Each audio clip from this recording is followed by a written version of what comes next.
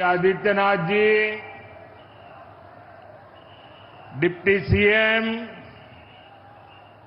केशव प्रसाद मौर्य जी, ब्रजेश पाठक जी,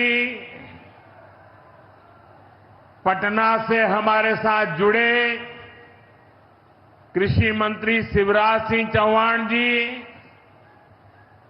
देश के अलग अलग हिस्सों में जुड़े हुए सभी आदरणीय मुख्यमंत्रीगण, गवर्नर श्री,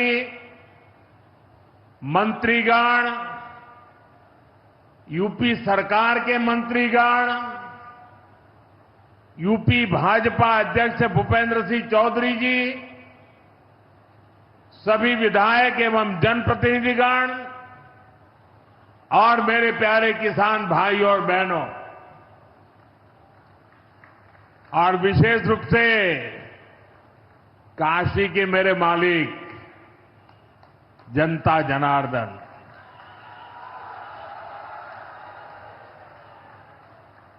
आज हम काशी से देश भर के लाखों किसानों से जुड़े हुए हैं।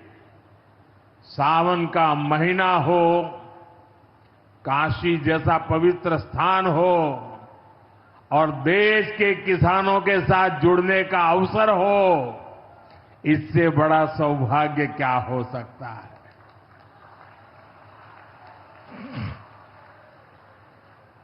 आज मैं ऑपरेशन सिंदूर के बाद पहली बार काशी आया हूं।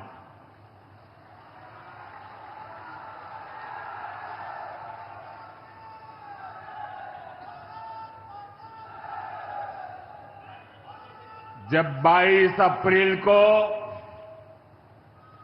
पहलगाम में आतंकी हमला हुआ था, 26 निर्दोष लोगों की इतनी बेरहमी से हत्या कर दी गई। उनके परिवार की पीड़ा, उन बच्चों का दुख, उन बेटियों की वेदना, मेरा हृदय बहुत तकलीफ से भर गया था। तब मैं बाबा विश्वनाथ से यही मना रहा था कि सभी पीड़ित परिवारों को ये दुख सहने की हिम्मत दे। काशी के मेरे मालिकों, मैंने अपनी बेटियों के सिंदूर का बदला लेने का जो वचन दिया था,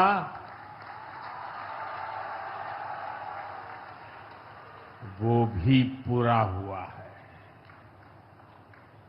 ये महादेव के आशीर्वाद से ही संभव हुआ है।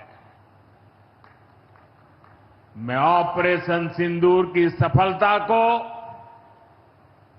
उनके चरणों में समर्पित करता हूं।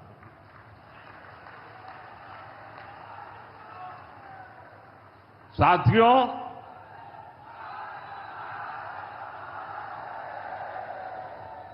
इन दिनों जब काशी में गंगा जल लेकर जाते हुए शिव भक्तों की तस्वीरें जब देखने का अवसर मिल रहा है, दिव्य तस्वीरें, और खासकर सावन के पहले सोमवार को जब हमारे यादव बंधु बाबा का जलाभिषेक करने निकलते थे, गौरी केदारेश्वर से कंधे पर गंगा जल लेकर यादव बंधुओं का समूह कितना मनोरम दृश्य होता है। डमरू की आवाज, गलियों में कोलाहल, एक अद्भुत भाव विश्व पैदा होता है। मेरी भी बहुत इच्छा थी कि इस सावन के पवित्र महीने में बाबा विश्वनाथ और मार्कंडेय महादेव के दर्शन करूं, लेकिन मेरे वहां जाने से महादेव के भक्तों को असुविधा न हो, उनके दर्शन में बाधा न पड़े, इसलिए मैं आज यहीं से भोलेनाथ और मां गंगा को प्रणाम कर रहा हूं।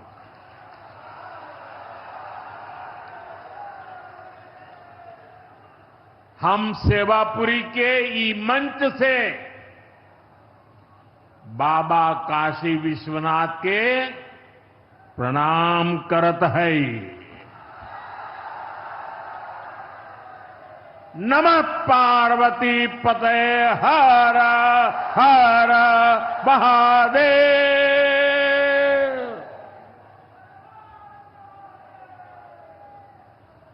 साथियों, कुछ दिनों पहले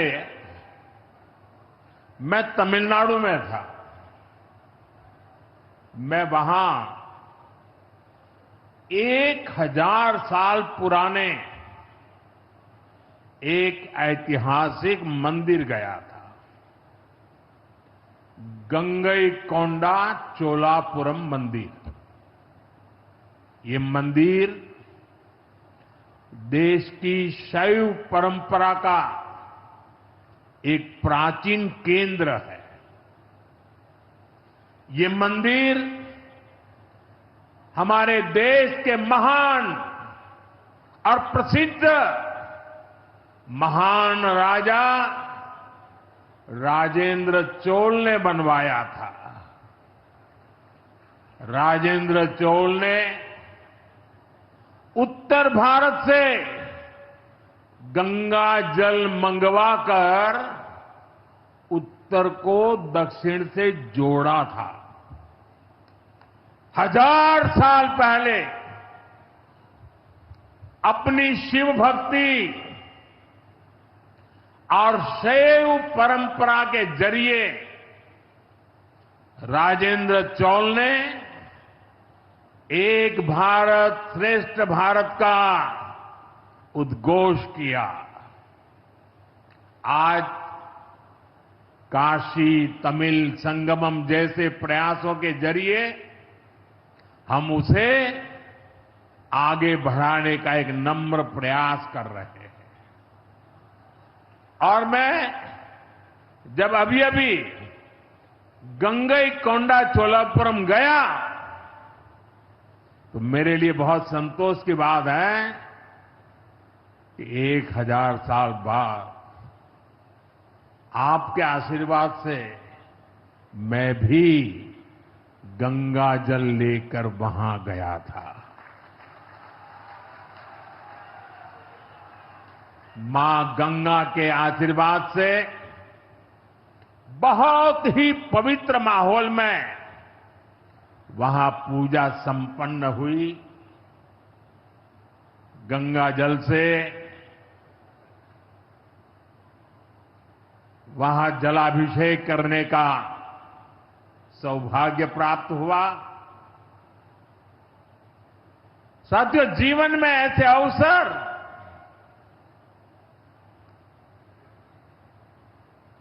बहुत प्रेरणा देते हैं। देश की एकता की हर बात नई चेतना जगा देती है और तभी तो ऑपरेशन सिंदूर सफल होता है।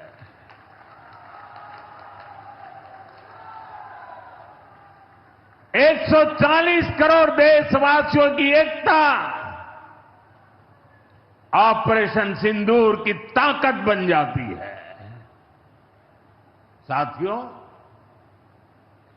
ऑपरेशन सिंदूर जवानों के पराक्रम का वो पल और आज किसानों को प्रणाम करने का अवसर। आज यहां एक विराट किसान उत्सव का आयोजन हो रहा है। देश के 10 करोड़ किसान भाइयों बहनों के खातों में 21,000 करोड़ रुपए पीएम किसान सम्मान निधि के रूप में भेजे गए हैं। और जब काशी से धन जाता है ना, वो तो अपने आप प्रसाद बन जाता है।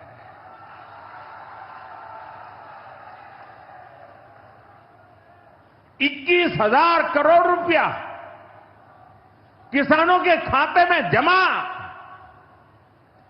साथियों, आज यहां भी 2,000 करोड़ रुपए से ज्यादा की विकास परियोजनाओं का लोकार्पण और शिलान्यास भी हुआ है।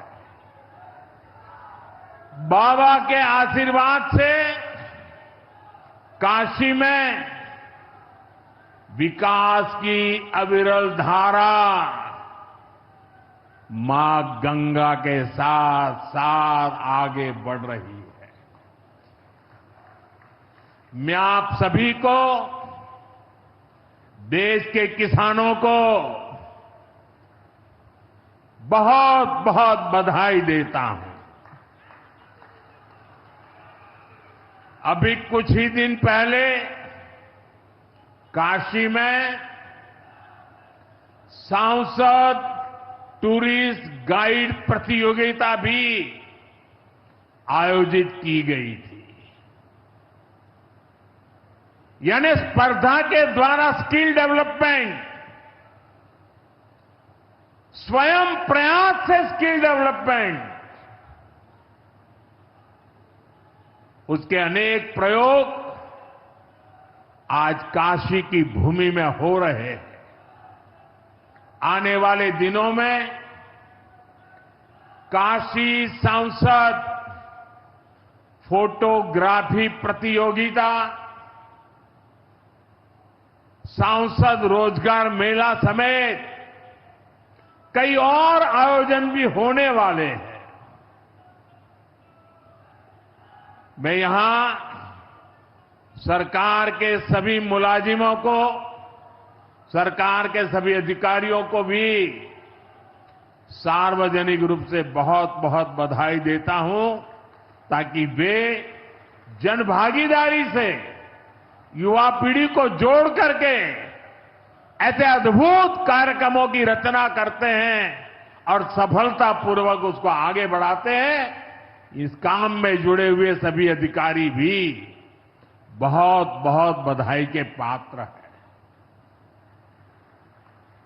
जो ये प्रतियोगिता में हिस्सा ले रहे हैं, उनको भी मेरी बहुत बहुत शुभकामनाएं हैं। साथियों, हमारी सरकार निरंतर किसानों की खुशहाली के लिए काम कर रही है। पहले की सरकारों में किसानों के नाम पर हुई एक घोषणा भी पूरी होना मुश्किल होता था, लेकिन भाजपा सरकार जो कहती है वो करके दिखाती है। आज पीएम किसान सम्मान निधि सरकार के पक्के इरादों का उदाहरण बन चुकी है। भाइयों बहनों, आपको याद होगा 2019 में जब पीएम किसान सम्मान निधि शुरू हुई थी, तब सपा, कांग्रेस जैसे विकास विरोधी लोग, विकास विरोधी दल कैसी कैसी अफवाहें फैला रहे थे, लोगों को गुमराह कर रहे थे, किसानों को उलझन में डालते थे। कोई कहता था मोदी भले योजना लाया, लेकिन 2019 का चुनाव जाएगा, ये सब बंद हो जाएगा। इतना ही नहीं, मोदी ने जो पैसा अभी जमा किया है ना, वो भी वापस निकाल देगा। कैसा झूठ बोलते हैं।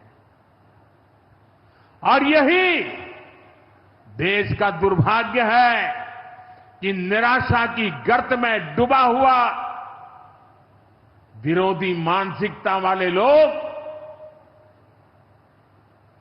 ऐसी ही झूठी सच्चाई को लेकर के जी रहे हैं। ये सिर्फ किसानों से, देश के लोगों से झूठ बोल सकते हैं।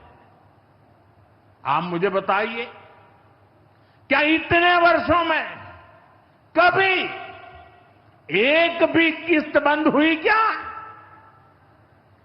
पीएम किसान सम्मान निधि बिना ब्रेक के जारी है। आज तक 4.25 लाख करोड़ रुपए, आंकड़ा याद रखना, 4.25 लाख करोड़ रुपए किसानों के खाते में भेजे जा चुके हैं। जरा आप मेरे साथ बोलेंगे कितने? 4.25 लाख करोड़। कितने? कितने?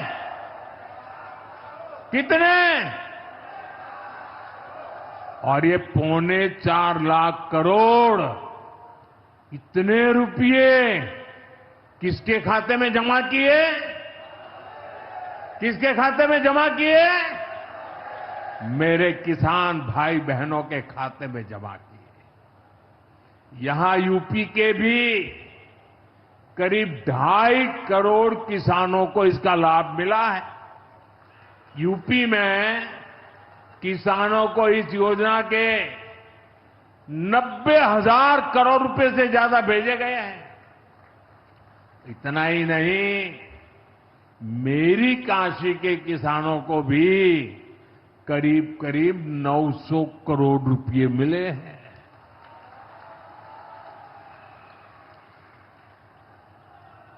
आपने ऐसा सांसद चुना कि आपके खाते में 900 करोड़ रुपया आया है। और इससे बड़ी बात, बिना किसी कट कमीशन के, कोई बिचौलिया नहीं, कोई कट नहीं, कोई कमीशन नहीं, कोई पैसे की हेरा फेरी नहीं, सीधे ये पैसे किसानों के खाते में पहुंचे हैं।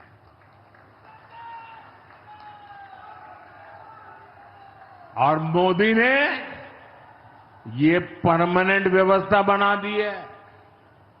ना लीकेज होगी, न गरीब का हक छीना जाएगा। साथियों, मोदी के विकास का मंत्र है, जो जितना पिछड़ा उसे उतनी ज्यादा प्राथमिकता। जो जितना पिछड़ा उसे ज्यादा प्राथमिकता। इस महीने केंद्र सरकार ने एक और बड़ी योजना को मंजूरी दी है। इसका नाम है प्रधानमंत्री धन धान्य कृषि योजना। इस योजना पर 24,000 करोड़ रुपए किसानों के कल्याण के लिए, कृषि व्यवस्था के लिए, कृषि विकास के लिए 24,000 करोड़ रुपए खर्च किए जाएंगे। देश के ऐसे जिले जो पिछली सरकारों की गलत नीतियों के कारण विकास की राह में पिछड़ गए, पिछड़े रह गए, जो कृषि उत्पादन भी कम हो रहा है, जहां किसानों की आमदनी भी कम है, अरे कोई पूछने वाला नहीं था, उन जिलों पर प्रधानमंत्री धन धान्य कृषि योजना का फोकस होगा। इससे यूपी के भी लाखों किसानों को फायदा होगा। साथियों, किसानों के जीवन में बदलाव के लिए, उनकी आय बढ़ाने के लिए, खेती पर होने वाला खर्च कम करने के लिए एनडीए सरकार पूरी शक्ति से काम कर रही है, पूरी ताकत लगा रही है। हम बीज से बाजार तक किसानों के साथ खड़े हैं। खेतों तक पानी पहुंचे, इसके लिए देश में लाखों करोड़ रुपए की सिंचाई योजना चलाई जा रही है। साथियों, किसानों के सामने एक बड़ी चुनौती मौसम की होती रही है। कभी ज्यादा बारिश हो गई, कभी ओला गिर गया, पाला पड़ गया। किसानों को इससे सुरक्षा देने के लिए पीएम फसल बीमा योजना शुरू हुई। इस योजना के तहत, यह आंकड़ा भी याद रखिए, इस बीमा योजना के तहत अब तक 2.25 लाख करोड़ रुपए, 2.25 लाख करोड़ रुपए से ज्यादा का क्लेम किसानों को दिया जा चुका है। बीमा के माध्यम से 2.25 लाख करोड़ रुपया, कितना बताएंगे? कितना? 2.25 लाख करोड़ रुपया। साथियों, हमारी सरकार यह भी सुनिश्चित कर रही है कि आपको आपकी फसल की सही कीमत मिले। इसके लिए फसलों की एमएसपी में रिकॉर्ड वृद्धि हुई है। धान और गेहूं जैसी प्रमुख फसलों की एमएसपी भी बढ़ाई गई है। आपकी उपज सुरक्षित रहे, इसलिए सरकार देश में हजारों नए गोदाम भी बनवा रही है। भाइयों बहनों, हमारा जोर कृषि अर्थव्यवस्था में महिलाओं की भागीदारी बढ़ाने पर भी है। हम लखपति दीदी अभियान चला रहे हैं। हमारा लक्ष्य देश में 3 करोड़ लखपति दीदी बनाने का है। 3 करोड़ लखपति दीदी। ये सपा वाले तो ये आंकड़ा सुनकर के ही साइकिल लेके भाग जाएंगे।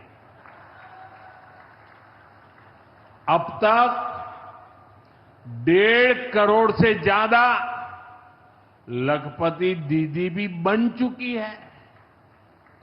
3 करोड़ का लक्ष्य में से आधा काम पूरा कर लिया। 1.5 करोड़ गांव में काम करने वाली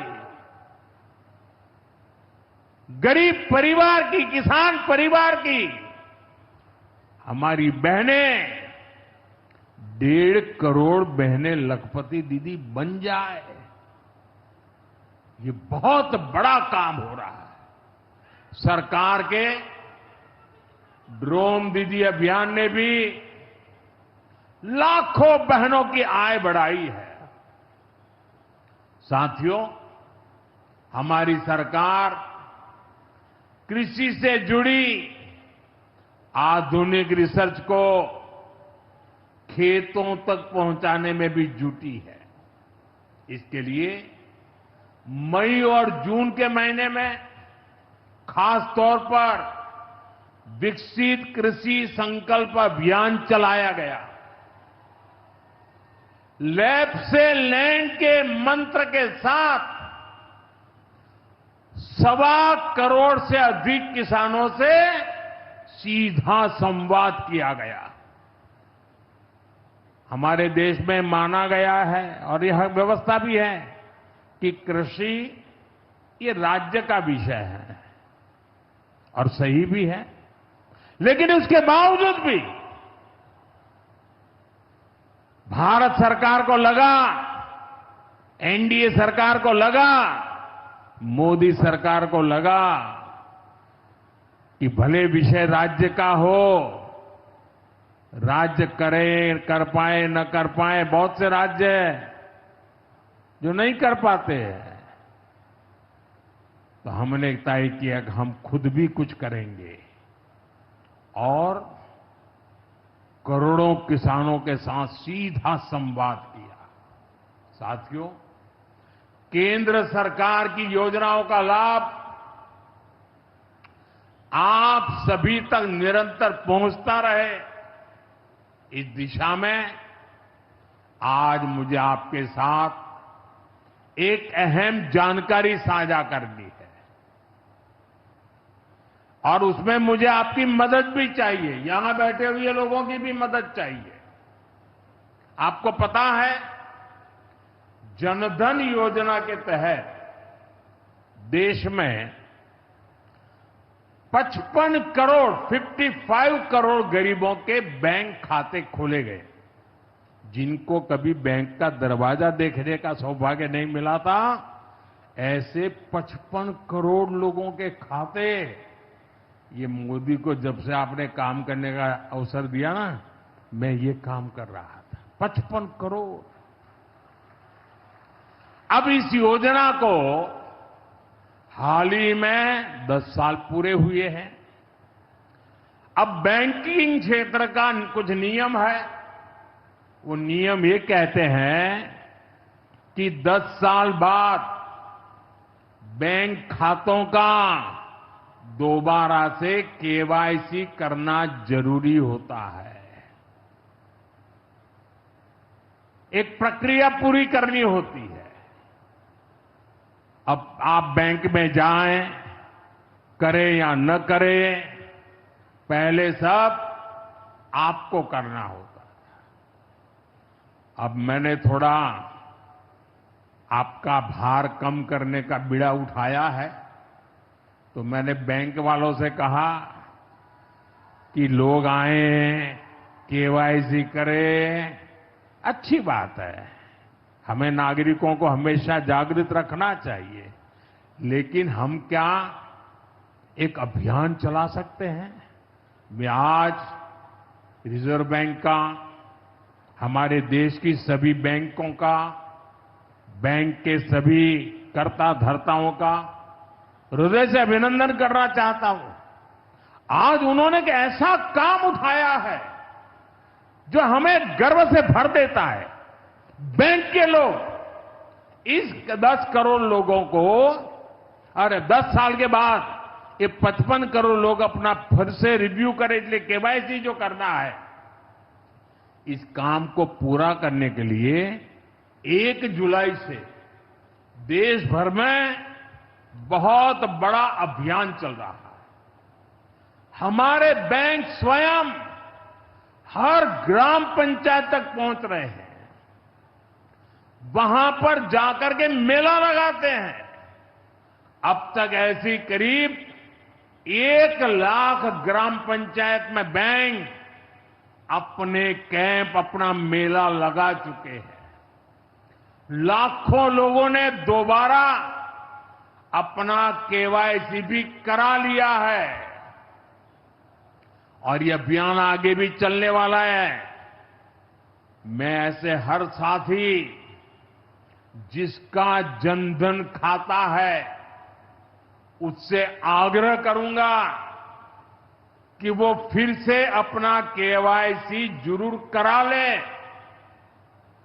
साथियों, ग्राम पंचायतों में बैंक जो स्पेशल कैंप लगा रहे हैं, अभी भी लाखों पंचायतों का काम जारी है। मैं समझता हूं कि इन कैंप का फायदा उठाना चाहिए और उसके कई फायदे हैं।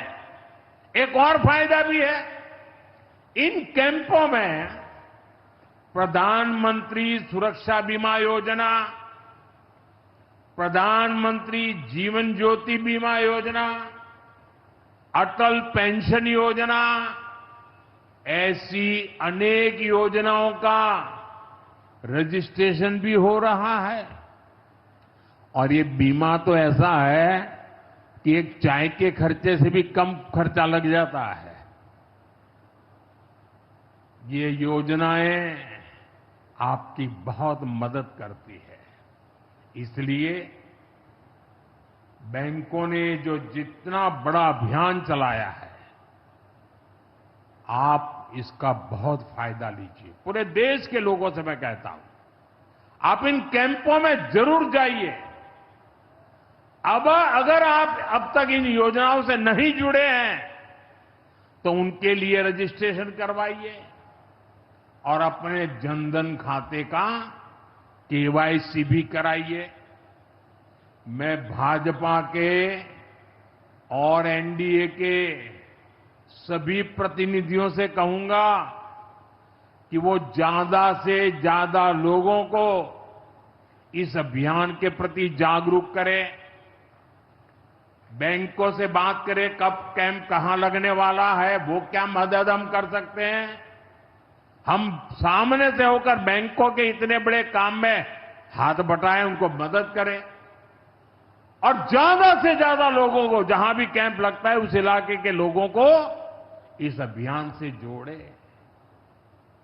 साथियों, आज महादेव की नगरी में विकास और जन कल्याण के इतने काम हुए।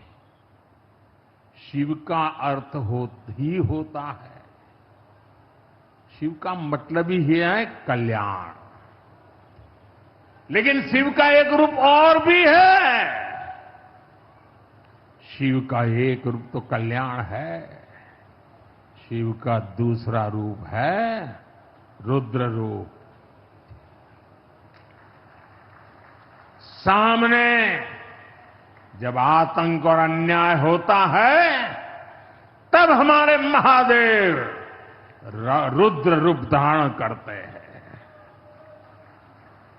ऑपरेशन सिंदूर के दौरान दुनिया ने भारत का यही रूप देखा है। भारत पर जो वार करेगा वो पाताल में भी नहीं बचेगा।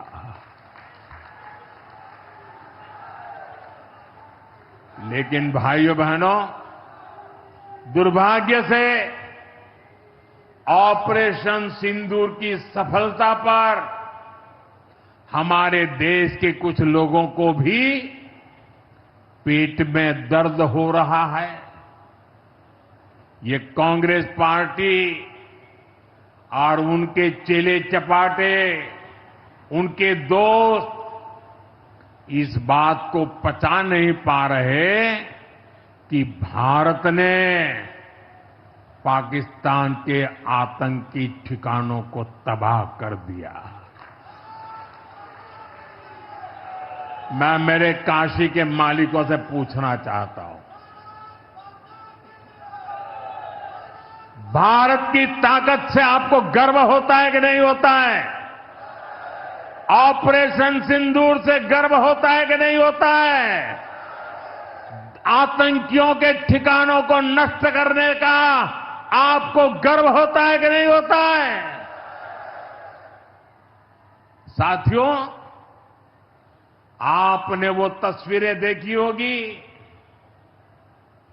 कैसे हमारे ड्रोन्स, हमारे मिसाइल्स ने सटीक वार करके आतंक के हेडक्वार्टर्स को खंडहर बना दिया। पाकिस्तान के कई सारे एयरबेस तो आज भी आईसीयू में पड़े हैं। पाकिस्तान दुखी है, ये तो सब कोई समझ सकता है, लेकिन पाकिस्तान का ये दुख कांग्रेस और सपा से सहन नहीं हो पा रहा। उधर आतंक का आकार होता है, इधर कांग्रेस सपा वाले आतंकियों की हालत को देखकर रोते हैं। साथियों, कांग्रेस हमारी सेनाओं के पराक्रम का लगातार अपमान कर रही है। कांग्रेस ने ऑपरेशन सिंदूर को तमाशा कहा है। आप मुझे बताइए, सिंदूर कभी भी तमाशा हो सकता है क्या? हो सकता है क्या? क्या सिंदूर को तमाशा कोई कह सकता है क्या? हमारी सेना का पराक्रम और बहनों के सिंदूर का बदला तमाशा कहने की ये हिम्मत, ये निर्लज्जता, भाइयों बहनों, वोट बैंक और तुष्टीकरण की इस राजनीति में ये समाजवादी पार्टी भी पीछे नहीं है। ये सपा के नेता संसद में कह रहे थे, पहलगाम के आतंकवादियों को अभी क्यों मारा? अब बताइए, क्या उनको पूछ फोन करूं क्या? सपा वालों को मारूं क्या ना मारूं? कोई मुझे बताए भाई, सामान्य बुद्धि से बताए, क्या आतंकवादियों को मारने के लिए भी क्या इंतजार करना चाहिए क्या? क्या उन्हें भागने का मौका देना था क्या? ये वही लोग हैं जो यूपी में जब सत्ता में थे तब आतंकवादियों को क्लीन चिट देते थे, बम धमाके करने वाले आतंकियों से मुकदमे वापस लेते थे। अब उन्हें आतंकवादियों के मारे जाने पर परेशानी हो रही है। इन्हें ऑपरेशन सिंदूर के नाम पर परेशानी हो रही है। मैं इन लोगों को काशी की धरती से कहना चाहता हूं, ये नया भारत है।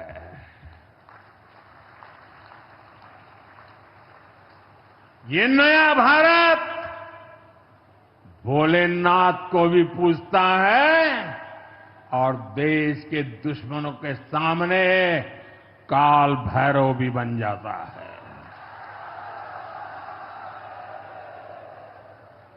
साथियों, ऑपरेशन सिंदूर के दौरान भारत के स्वदेशी हथियारों की ताकत पूरी दुनिया ने देखी है। हमारे एयर डिफेंस सिस्टम, हमारी स्वदेशी मिसाइलें, स्वदेशी ड्रोन्स, इन्होंने आत्मनिर्भर भारत की ताकत को साबित किया है।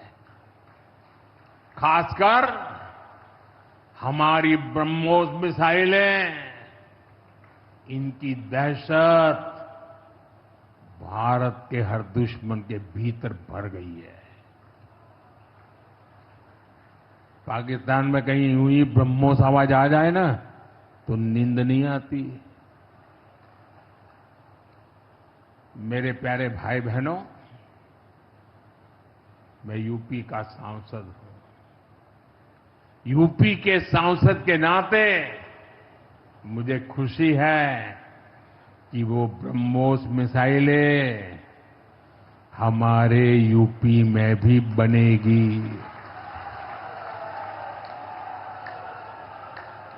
लखनऊ में ब्रह्मोस मिसाइल की मैन्युफैक्चरिंग शुरू हो रही है। यूपी डिफेंस कॉरिडोर में भी कई बड़ी डिफेंस कंपनियां अपने प्लांट लगा रही है।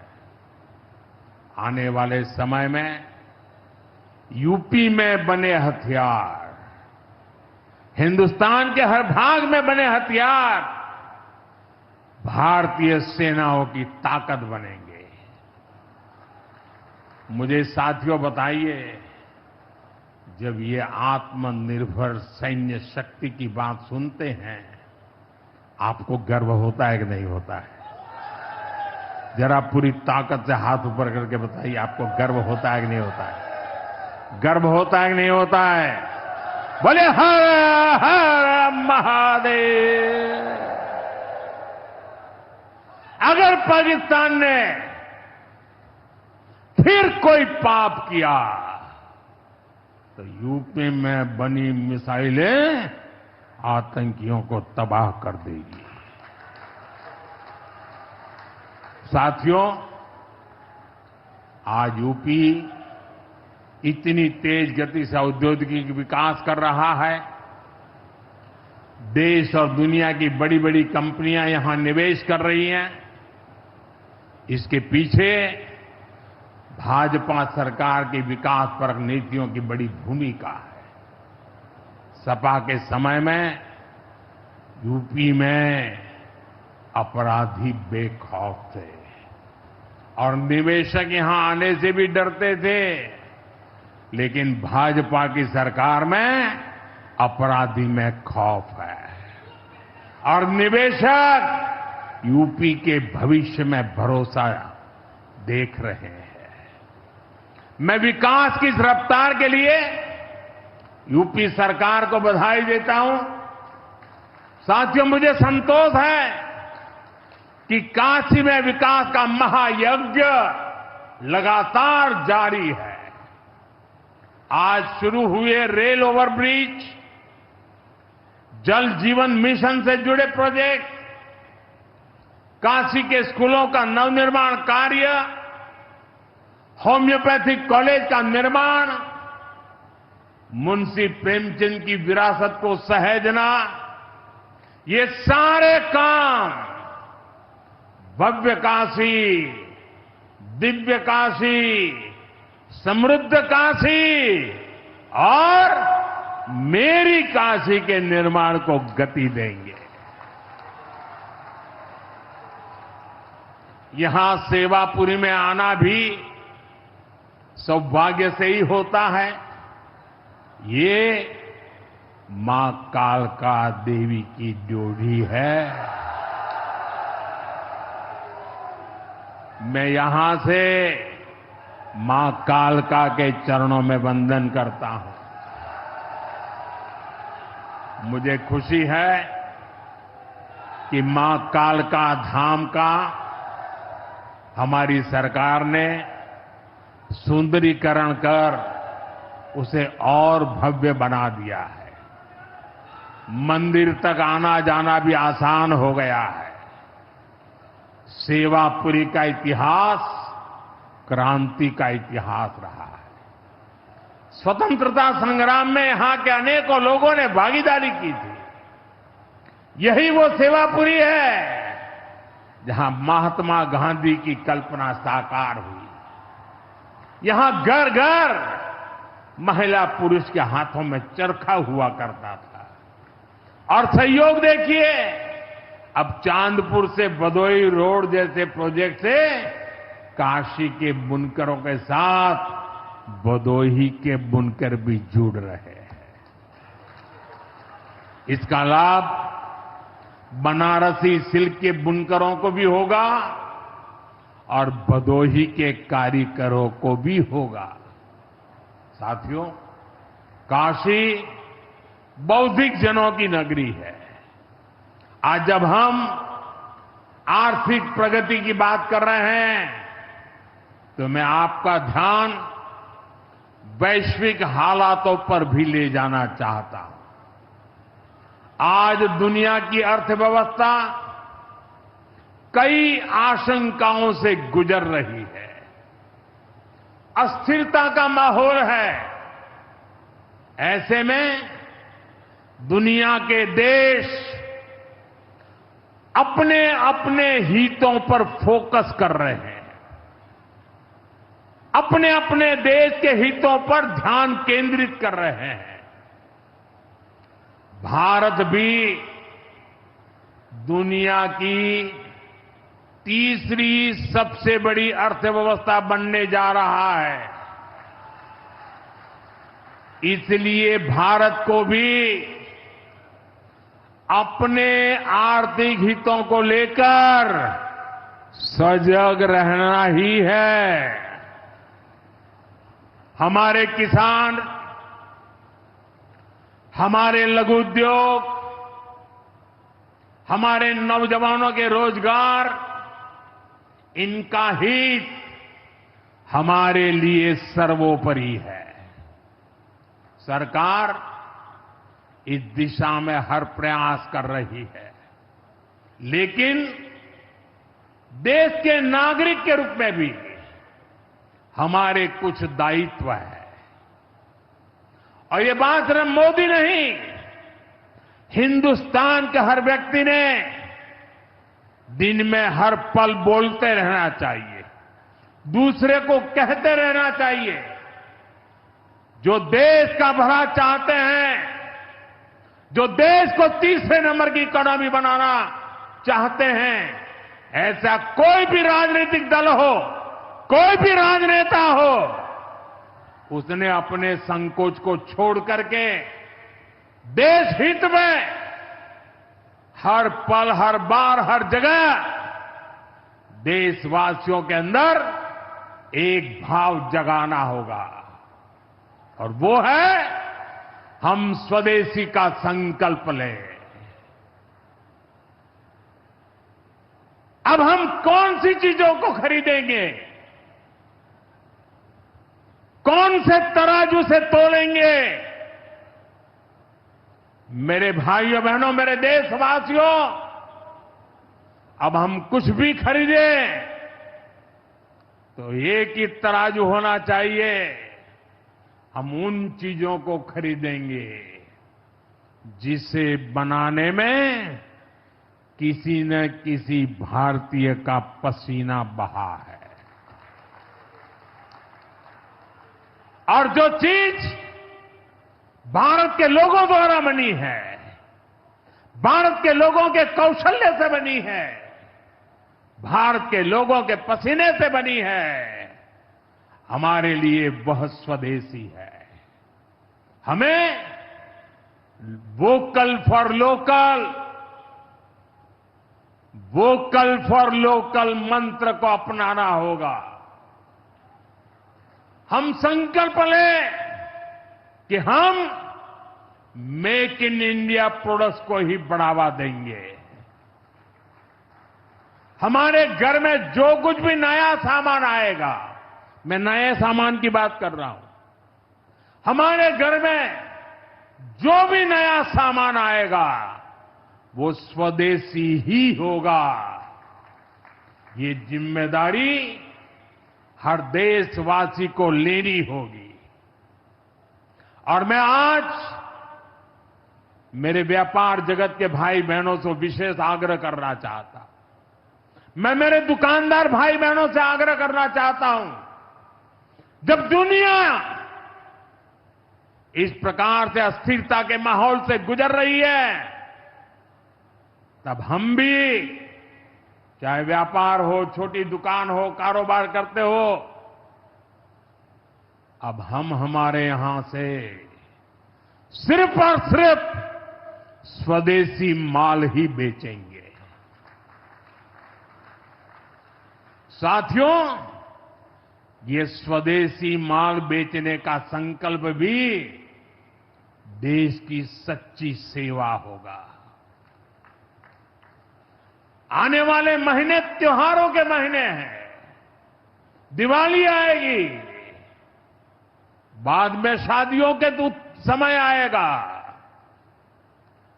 हर पल अब स्वदेशी ही खरीदेंगे।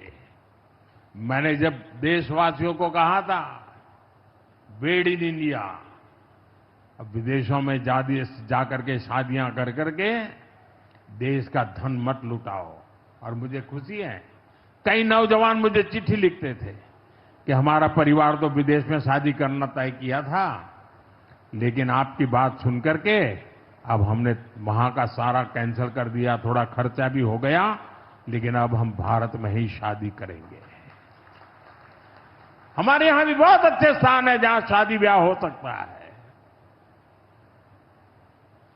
हर बात में स्वदेशी का भाव आने वाले दिनों में हमारा भविष्य तय करने वाला है दोस्त। और ये महात्मा गांधी को भी बड़ी श्रद्धांजलि होगी। साथियों, सबके प्रयास से ही विकसित भारत का सपना पूरा होगा। एक बार फिर आपको आज के विकास कार्यों की बहुत बहुत बधाई देता हूं। और भविष्य में वोकल फॉर लोकल, खरीदेंगे तो स्वदेशी खरीदेंगे, घर सजाएंगे तो स्वदेशी से सजाएंगे, जिंदगी बढ़ाएंगे तो स्वदेशी